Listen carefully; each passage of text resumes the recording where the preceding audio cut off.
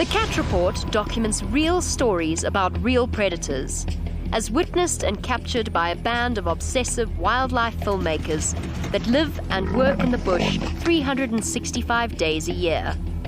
Previously, on The Cat Report, we became acquainted with the spotted royal family of Djuma, the magnificent Duke, Tingana, regal yet deadly Queen Tundi, and the playful princess Tlalamba. The North Clan of Hyena proved a force to be reckoned with, under the matriarch Waffles' leadership.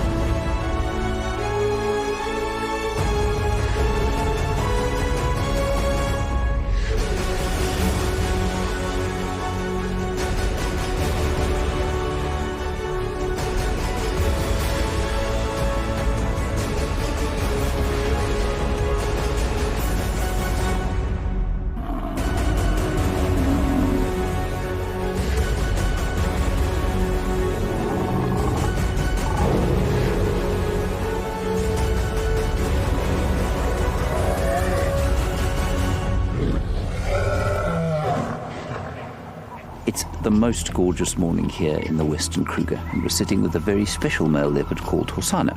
We've known him since the day he was born, and when he was just over a year old, his mother died, leaving him to fend for himself. Now that's very young for a male leopard to become independent.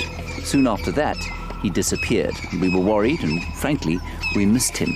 Then, a few weeks ago, he arrived home. The little prince, Hosana, was born in February 2016 to Karula, the then queen of Djuma. We met him the day he was born, enjoyed his cub antics, and watched his very first hunt.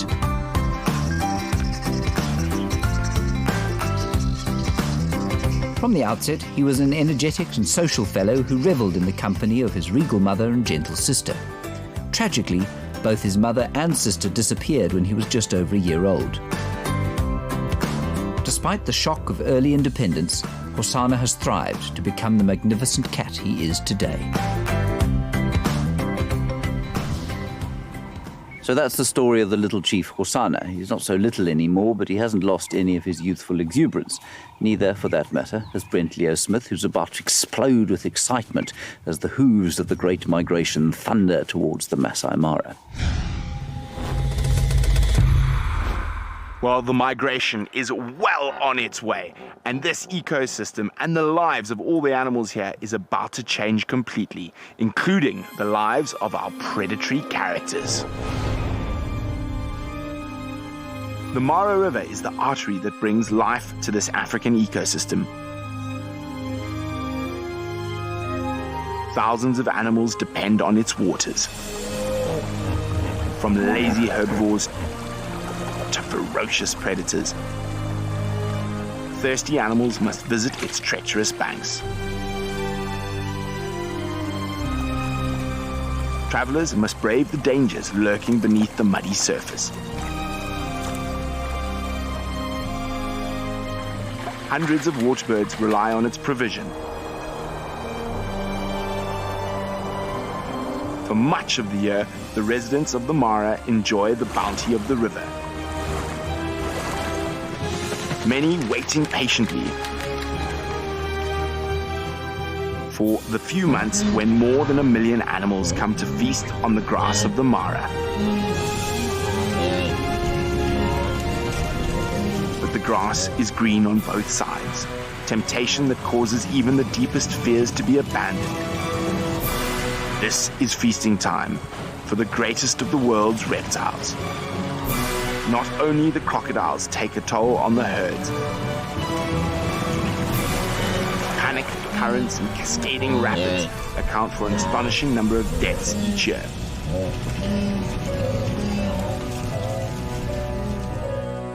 The Mara River is a paradox, the giver and taker of life. We've been following the Sausage Tree Pride for over a year, and the most central figure in the pride is this absolutely gorgeous female here. And you can see she's got a very distinct tail, and her name is Kinky Tail.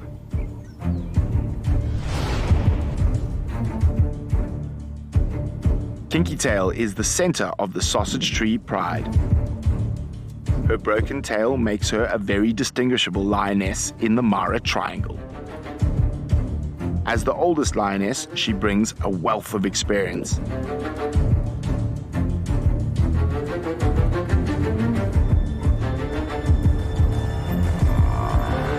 Especially during dangerous hunting expeditions.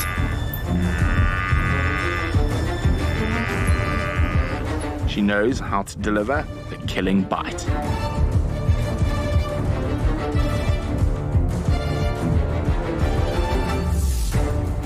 And does not tolerate threats to her pride or their well-being.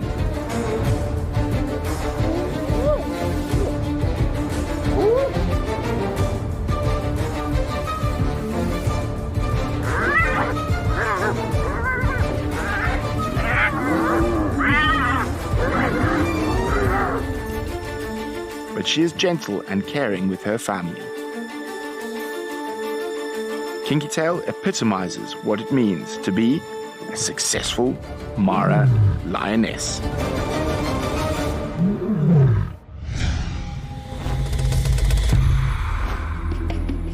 Oh, there he is. He's coming towards his kill now. We've got onto the dam wall. Sharpening his claws, like all good kitties must in the morning. Oh, and up he goes. What a satisfying morning, everybody. Sunlight, hosanna in a jackalberry tree.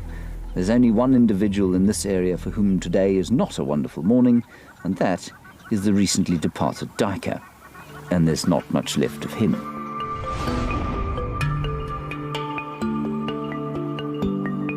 Since his return, Hosanna has used waterholes to ambush prey as the dry season has taken hold. Being young, he fancies a bit of culinary experimentation now and then.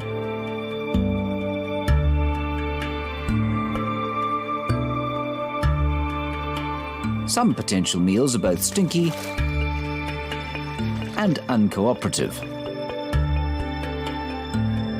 Others might be considered too ambitious. Hyenas are only too aware of a leopard's hunting skills, and so Hosanna's predictable presence at the water's edge has attracted larger, bolder competition. Playful as the little chief is, he is also wise enough not to risk their jaws.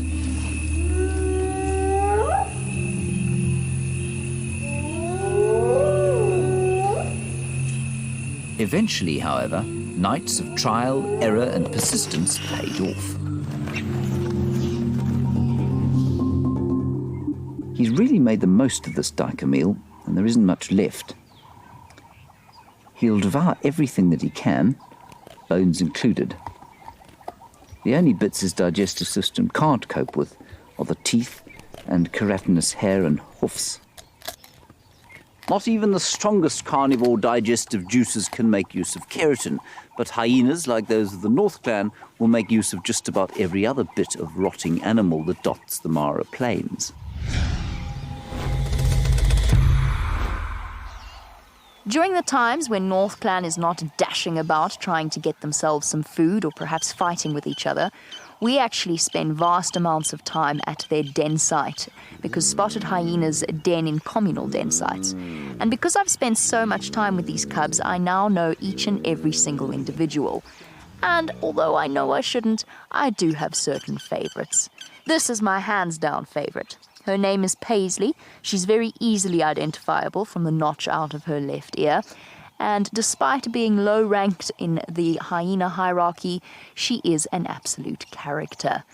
But each and every single individual has a different personality. Some of them are braver, some of them are more reticent of the vehicles. And there's one little chap who we are still getting to know. That, over there, is the youngest member of North Clan. He is the cub of Sawa. Now, Sawa's naming theme is bears. So she has her daughters, Polar Bear and Gummy Bear and Teddy Bear. And now she has this son called Sloth Bear. And we have only spent the past few months getting to know him.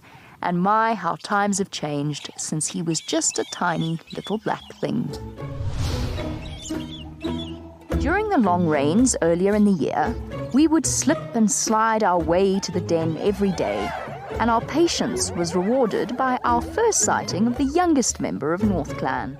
Initially, we weren't certain who the mother of this little cub was, and I nicknamed him Pocket Rocket, given the way he dashed about during his first excursions out of the den. We now know him officially as Sloth Bear, son of Sawa, and he is a far cry from the shy creature he once was. Sloth Bear has grown so much since we first saw him, and his mother has found herself raising quite the handful. Sawa's attempts at moving him to a new den site were met with open rebellion from her reluctant son. In a way familiar to all parents of the world, Sloth Bear countered his mother by alternating between running away, squirming, and then becoming a deadweight. Sawa tried to drag her wayward son until her patience eventually abandoned her, and she turned and left him to his own devices. Much like all children who have pushed their parents too far, Sloth Bear's regret was clear. Without his older clan companions, he looked very young and lonely as he looked out over the clan lands. Hyena mums are not known for their leniency, and naturally Sawa's will eventually won out, and she moved little Sloth Bear across to this new den site to join the rest of his older clan companions. Hard to believe that this cub was once that tiny, little, wobbly black thing that wandered around outside the den. His mother is quite high-ranking, but not right up at the top, which means essentially that his hierarchy sits somewhere in the middle. He's got to learn which hyena he's dominant over and which hyena he must be submissive to, and he absolutely, unequivocally cannot make the mistake of mixing up those two individuals. He's learning, though, and he's starting to wander up to the vehicle, causing all sorts of trouble, sniffing the front of our car, as hyena cubs naturally do because they are so curious and so intelligent. They grow out of it, but for now, we're going to enjoy these wonderful moments spent with him.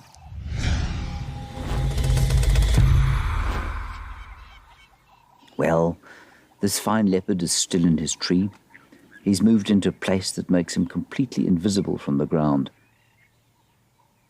And were you to drive past, not knowing that Hosanna, the male leopard, aged 2.5 years, was in the boughs of this jackalberry, then you'd have to go without seeing him. The prince is looking in very fine condition, I must say, and I hope that he learns his father's considered and less than reckless approach to life. We met Tingana, Juma's dominant male leopard, last time.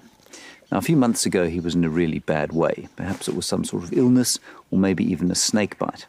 And despite what seemed like an almost certain demise for the old warrior, he's come back from the brink. Tristan has found him close by. Hello, Tingana. There he comes, walking out into the sunlight, looking his beautiful self as always. He's really come back into his prime in terms of his body condition. He's looking so much better.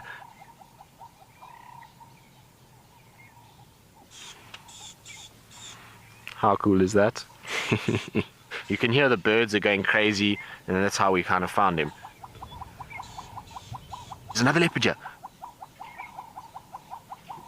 I don't know who it is. Listen, listen. So the two of them are talking to each other. Now there's Tlalamba as well. So it's Tandi and Tlalamba. There's three of them here. This is crazy. In a small radius, there's 4 different leopards, not too far from each other. Hosanna is not even, I would say, 600 meters north of us towards the dam. Amazing. And Tingana, well, he's just doing his thing. He's not too worried. Now look at this. They're all walking in a straight line together. How cool is that? So you can see Tlalamba is watching Tingana very closely. She's not sure what to make of all of this. Obviously, Tlalamba knows just to stay very, very close to Thandi.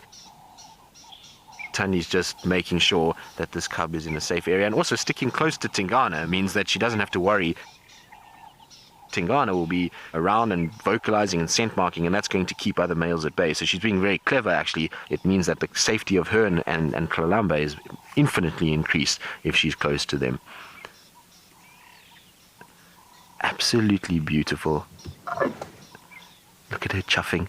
So she's calling Tlalamba to just stay close, just in case. Tingana's not worried at all. He's not growling, he's not hissing. Well, if anybody was worried about what Tingana would do to Tlalamba if they came across them, well, you can see that he's really not too phased at all. Now, with so many leopards in one place, let me quickly remind you exactly who is who.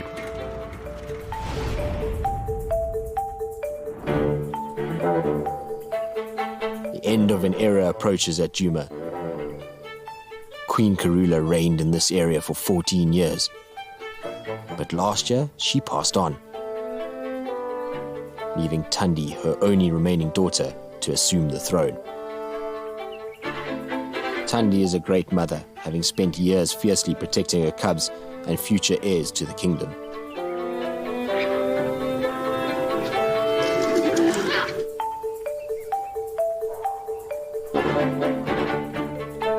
But she is now in the twilight of her years, and holding on to her throne could be a struggle. Because Shadulu, the new Duchess of the West, looks to impose her bloodline on the prime territory of Djuma. Question now is, will the new queen be replaced? And ruling in parallel with the aging new queen is Tingana, the Duke of Djuma.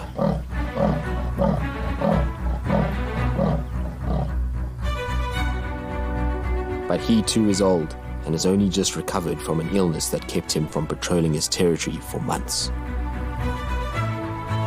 His absence welcomed an interloper.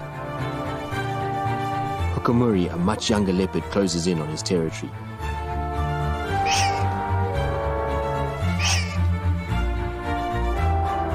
He finds comfort in Tingana's vacant domain. To hold on to the Djuma throne, Tingana must find the strength to face the brooding interloper.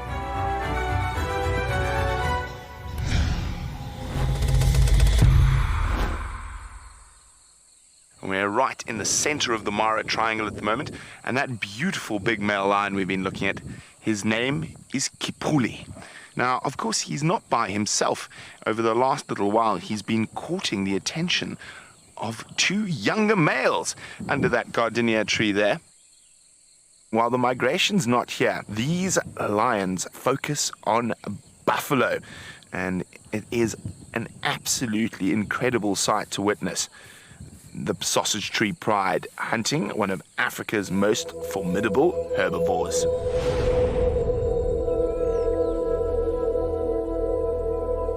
For the sausage tree pride, a meal as large as a buffalo serves as the perfect opportunity for a family reunion.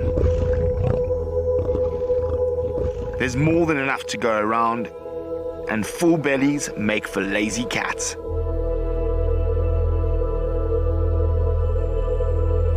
But hunting buffalo is not without its risks, and whether this lioness was wounded in the hunt or elsewhere, the feast is the perfect opportunity for her to regain her condition.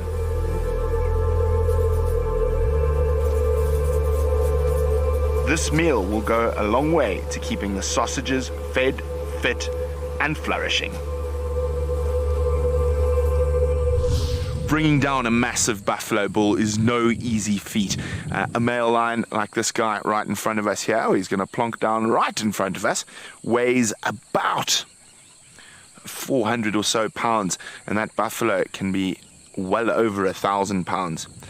But the sausage tree pride do an incredible job working together to bring down that massive meal. Obviously, it's quite dangerous, but there's also high reward. Now, of course, having these young boys and Kipuli assisting in the hunts makes it a lot easier for that pride to bring down that big prey. Now, speaking of the young males, I witnessed some very interesting behavior earlier. The young males of the sausage tree pride continue to surprise. Thanks to the budding coalition with Kipuli, they have gained access to something that few male lions of their age ever get the opportunity to achieve: mating rights. Sometimes even right in front of the much older and larger Kipuli. It was discovered that the female being mated with was in fact the mother of the little cub we saw a few weeks ago. This confirms that the newest member of the sausage tree pride did not make it to the migration. It is unknown what happened. We were obviously quite upset because what the mating confirms is that that little cub we showed you last week is unfortunately not going to make it to the migration. Lion cubs have about a 70% mortality out in the African wild, and it's actually young males like this from other prides that are the biggest killers of little lion cubs. But this is all part of nature and life out here in the African wild. Now he's deciding if he should stay up or come down and finish his meal on the more comfortable, softer grass. Hosana is not known for his elegant dismounts, so let's see this one. That's it. I'd say about a 7 out of 10, despite how stocky he is. That leg is the last crunchy bit of the kill. A meal which has lasted him, probably around 24 hours. One thing you might take note of here is that his nose remains pink. Unlike lions, whose noses start pink and universally go black with age, leopard snouts can remain black or pink for life. Now some shade perhaps, whereupon I see the commencement of a lengthy morning sleep, probably consisting of 2, 3, or maybe even 4 hours.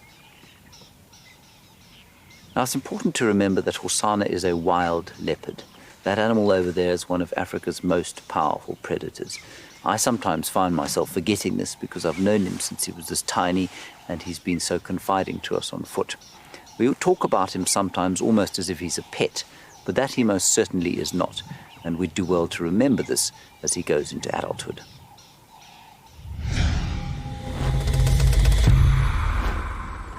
As you can see, we are following a lioness, and I'm sure a lot of you are wondering why it is that I'm not following a cheetah, specifically Kikenya. She hasn't been seen for the entire week. The rest of the pride are about to arrive. This lioness was off hunting, and here come the rest of the pride to say hello to her. It's always wonderful to watch lions reunite. Now, this is a very, very special pride. We've been following them quite closely since we arrived in Kenya last year, and basically, since they've arrived into this area, they had actually split up from their natal pride, which is the sausage tree pride, the same pride of lions that Brent has been following. Since they split up, they gave birth to 2 sets of cubs, and it's been quite the gauntlet since then.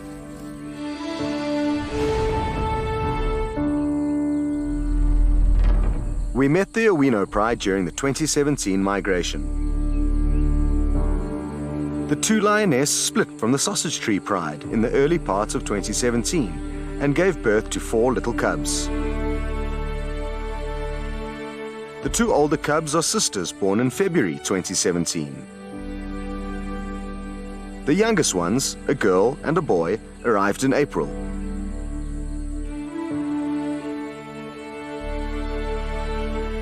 The smallest was a female, distinguished by her pale blonde fur.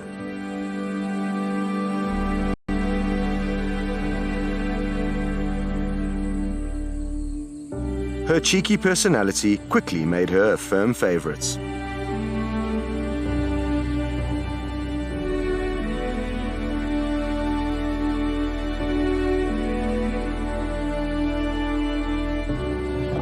The Owino pride was hugely successful during last year's migration.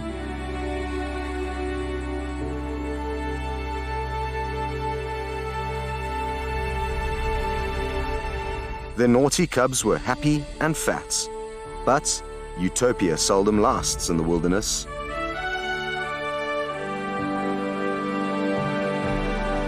This is one of the last times we saw our favorite cub.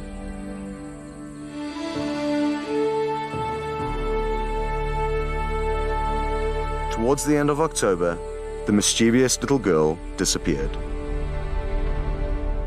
After the disappearance of the pale blonde cub, the rest of the Owino pride vanished for months. Finally, they reappeared, thankfully with all 3 remaining youngsters. The cubs are now over a year old, growing but still dependent on their mothers. The youngest, a male, is now as big as his older cousins. His emerging mane is the same pale blonde color as his lost sister. Still providing for their young, the Owino mothers take any opportunity to feed their family, but aren't always successful. However, when they are, it is obvious that the young lions are nearly as strong as their mothers.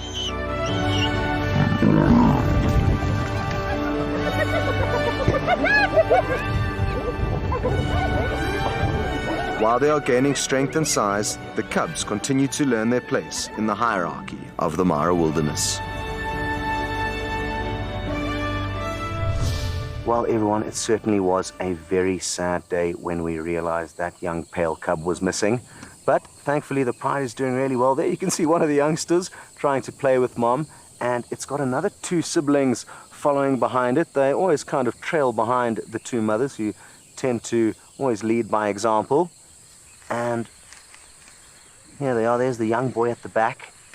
That is the brother of the pale female that we lost, and he is doing so well, catching up to his slightly older cousins, 2 girls. Awesome stuff, having them come right past our vehicle. Actually hear them walking through the grass. How cool is that?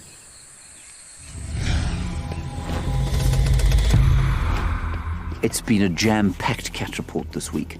Until next time, the dynamics of our royal leopard lineage are going to keep us on the edge of our seats. It's going to be fascinating to watch the interactions of the grumpy queen, her mischievous daughter, the social prince, and the aging duke. Perhaps we'll even catch all 4 of them together. Meanwhile, a time of gluttony approaches in the Masai Mara as the vanguard of the Great Migration makes its way onto the plains. See you next time.